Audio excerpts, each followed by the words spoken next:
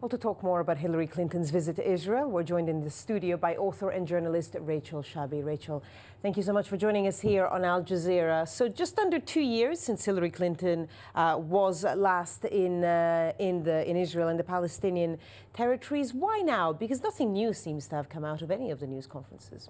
She hasn't said anything new. I think it's more to do with domestic pressures in the US ahead of the presidential elections. The Obama administration has been under some pressure from the Republicans for not being supportive enough of Israel, incredibly, given that the reason that the already sort of zombied peace talks between the Israelis and Palestinians torpedoed in the first place was because the American administration was so supportive of Israel, or rather a rightist agenda on Israel.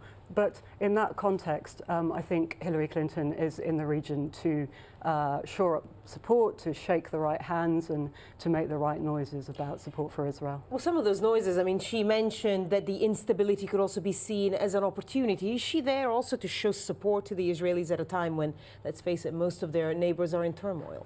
Well, again, it just seems like a very tired old script, especially in the face of all the uprisings in the region and the geopolitical shifts that are likely to ensue.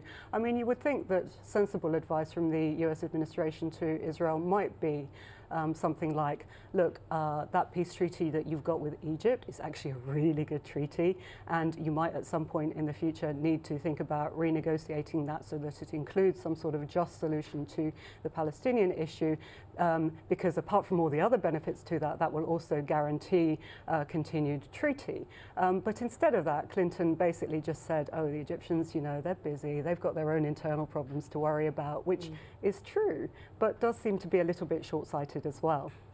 The US-sponsored peace talks stalled in 2010. Doesn't seem like anything is going to start again until at least there would be a new US administration. So really, how has this visit been perceived in Israel itself by the Israeli press? Well, I think if I was, you know, part of the Israeli coalition government, Netanyahu's government, I'd be absolutely delighted with that trip because, you know, given that since the failure of those peace talks in 2010, things have only grown worse. I mean, Israel has continued its settlement expansion in the West Bank.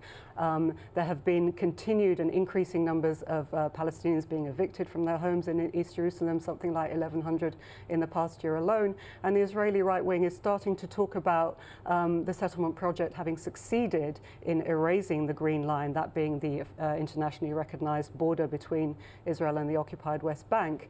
All that is going on right now. Clinton has said nothing about it. I think that says all we need to know about the relationship between Israel and the US. Rachel Shabi, Middle East journalist and author, thank you very much. Thank you.